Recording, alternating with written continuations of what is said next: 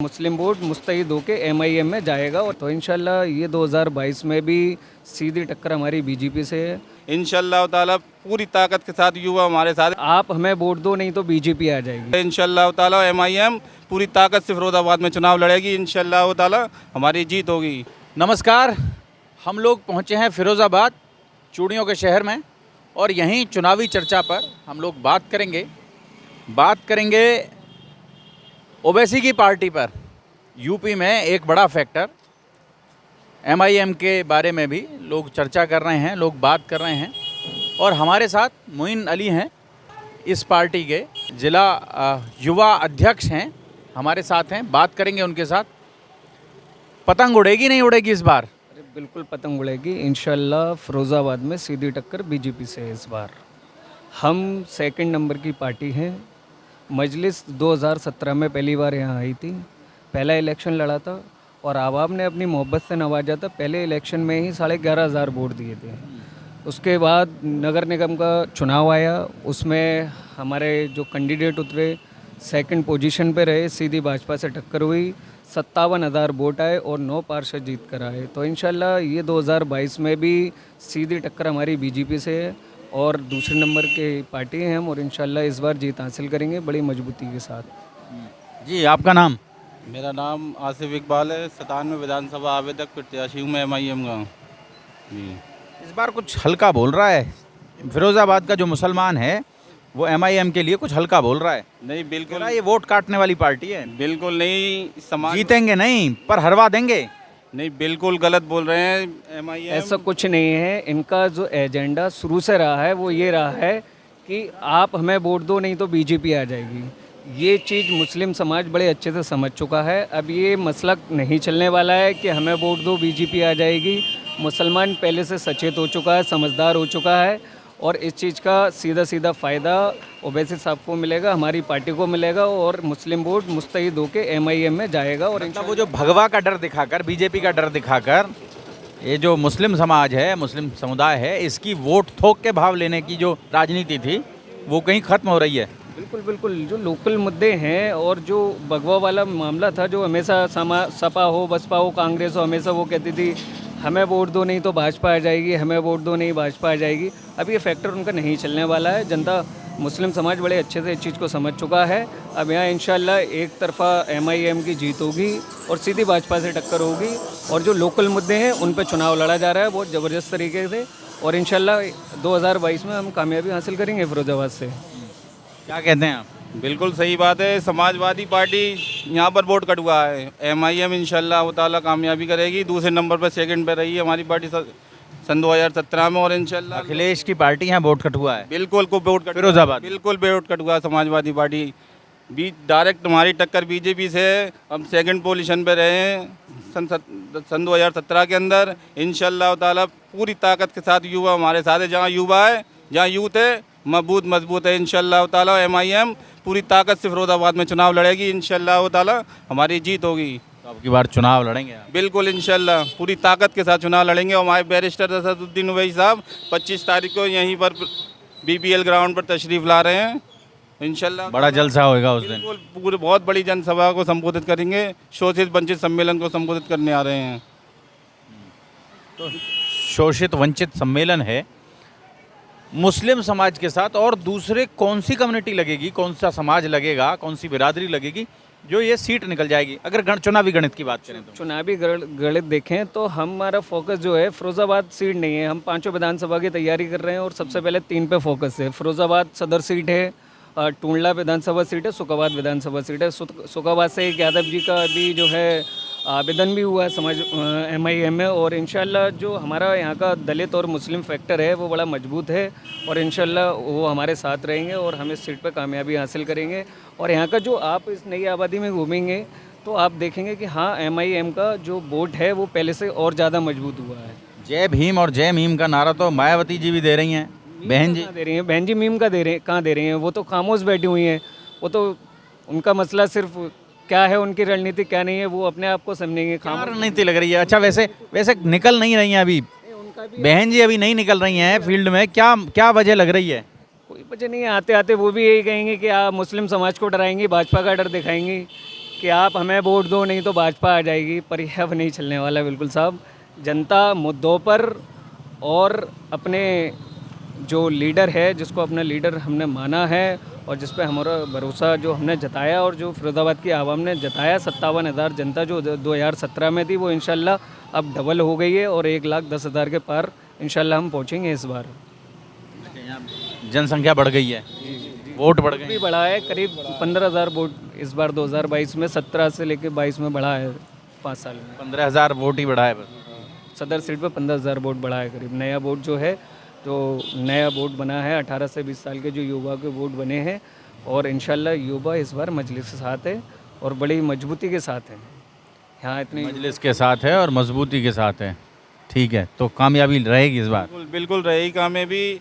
हमारे साथ दलित, बिछड़ा, आदिवासी सारे लोग हमारे साथ हैं, कांधे से कांधा मिलाकर वो इसी साहब के साथ चल रहे हैं। अभी विधानसभा से हमारे आवेदक प्रत्याशी मनोज यादव जी ने आवेदन करके आए हैं विधानसभा शुकाबाद से। इंशाल्लाह हर समाज का लोग वैसी हिसाब से जुड़ रहा है। इंशाल्लाह ताला फिरोजाबाद में बहुत अच्छी जीत हासिल करेंगे जी। फिरोजाबाद में अच्छा कर तो पाँच हैं सीटें हैं यहाँ, अभी 4-1 है, 4 पे बीजेपी है, 1 पर समाजवादी पार्टी है। अब क्या रहेगा यहाँ? मुझे तो नहीं लगता कि 5 सीटों पर समाजवादी आएगी। सुपड़ा साहब होना समाजवादी का इंशाल्लाह यहाँ से। MIM को कितनी मिलेंगी? इंशाल्लाह MIM 3 सीटें फिरोजाबाद से इंशाल्लाह निकालेगी। टूंडला, फिरोजाबाद, इंशाल्लाह शुकाबाद, तीनों सीटें निकालेगी। 3 सीटें निकालेगी। तो अब देखें, ये एक अपना चुनावी गणित है, अपना तिलिस्म है। ओवैसी की जो मौजूदगी है यूपी के मुसलमान में, कहीं ना कहीं वो एक तरह की उम्मीद पैदा कर रही है। और जैसा अभी कह रहे थे, मोइन कह रहे थे कि अब मुसलमान किसी के पीछे लगने वाला नहीं है और इस डर से किसी दूसरी पार्टी को वोट करना नहीं चाहता कि कोई डर दिखाकर मुसलमान का वोट नहीं ले सकती कि बीजेपी आ जाएगी या भगवा आ जाएगा। तो उसको लेकर वैसे तो लॉ एंड ऑर्डर तो ठीक रहा है पिछले 5 साल में यहाँ यूपी में, कोई दंगा वंगा तो नहीं हुआ। दंगा हुआ नहीं है, NRC का दंगा हुआ था 9 दिसंबर को सर। NRC में दंगा हुआ था ना। क्या नाम आपका? मोहम्मद अनूर जी। अभी NRC में दंगा हुआ था, हमारे कई भाई लोग मारे गए थे, नालबन चौराहे पर भी मारे गए थे, नैनी क्लास पर भी मारे गए थे। तो ये तो कानून व्यवस्था कहाँ ठीक है सर? कितने लोगों की मौत हुई उसमें? 8 लोगों की मौत हुई थी सर। बताया तो 2 को ही किया था ना। आधे तो ये मतलब गोदी मीडिया छुपा जाती है, बताती कहाँ है। आप बताइए। 10-11 लोगों की मौत हो गई थी, मारे गए थे। तो क्या वजह थी? दंगे की वजह क्या थी? NRC में प्रोटेस्ट हो रहा था, उसी प्रोटेस्ट में मतलब मारे गए लोग। प्रोटेस्ट की वजह क्या थी? सर CWA का लेजिस्लेशन आया था ना, CWA लेजिस्लेशन में मारे गए थे वो लोग। इसलिए अब प्रोटेस्ट भी मतलब हम लोग खुलकर नहीं कर सकते हैं इनकी वजह से। अगर कोई प्रोटेस्ट करेगा तो उसके खिलाफ कार्रवाई करते हैं।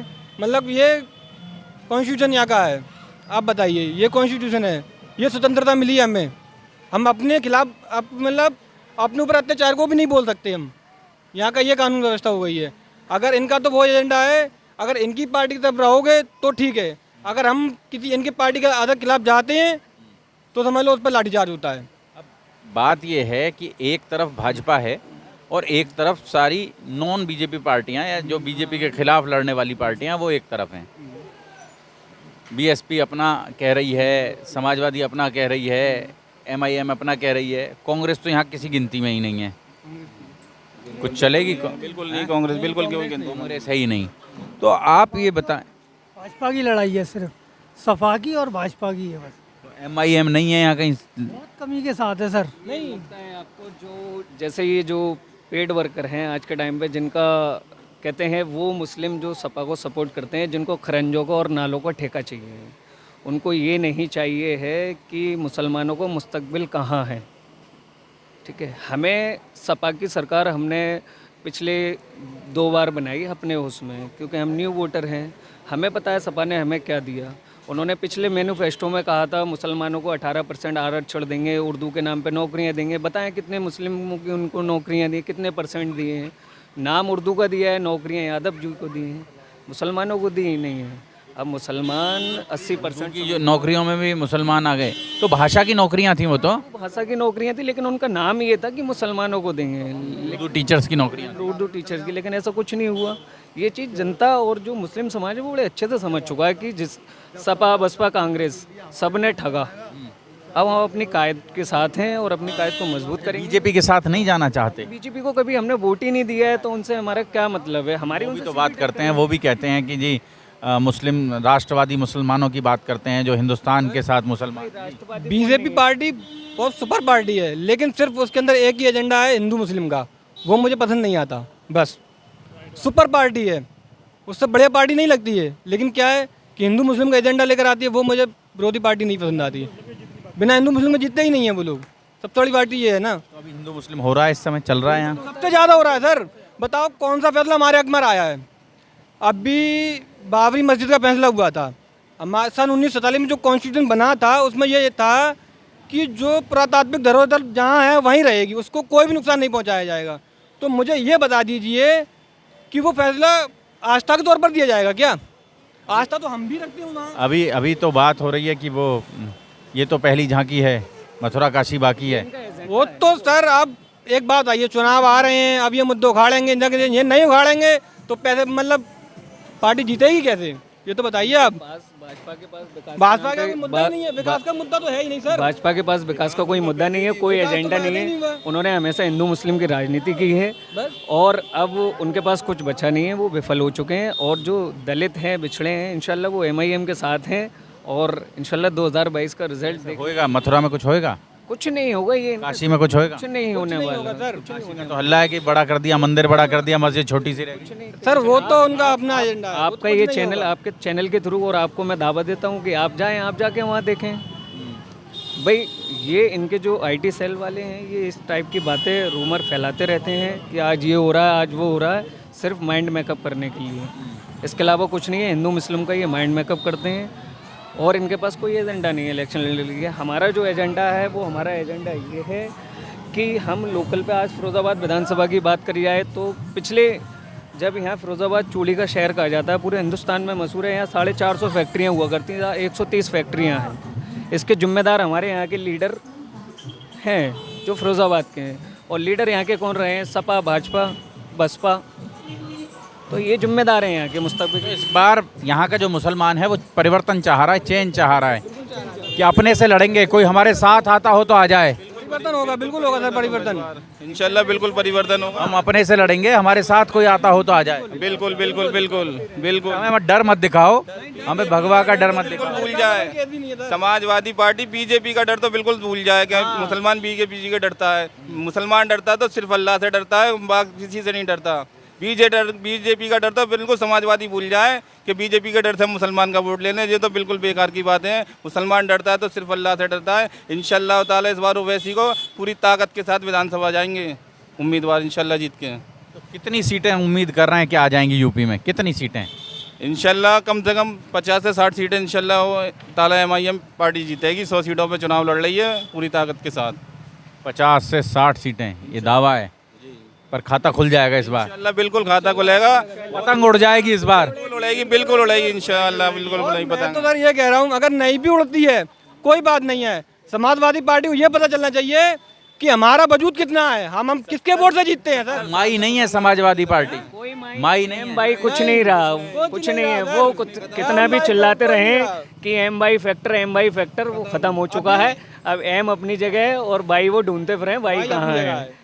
हाँ इंशाल्लाह M को जहाँ जाना था। 70 साल से समाजवादी धोखा देती आई है कि बीजेपी के डर से मुसलमान वोट देगा, बीजेपी के डर से मुसलमान देगा। मुसलमान जय भीम एक बड़ा नारा चल रहा है। बिल्कुल बिल्कुल बहुत बड़ा नारा है जय भीम और जय भीम का नारा हम सुबह बिना दलित और मुस्लिम के जो है ओवैसी साहब हमेशा उन्होंने दलित की बात की है, मुस्लिम की बात की है, हमेशा बात की है और इंशाल्लाह दलित हमारे साथ हैं। पर मायावती जी भी इसी नारे को लेकर चल रही हैं। मायावती ने क्या नारा, तो कोई भी ले सकता है नारा, तो वो भी देते हैं।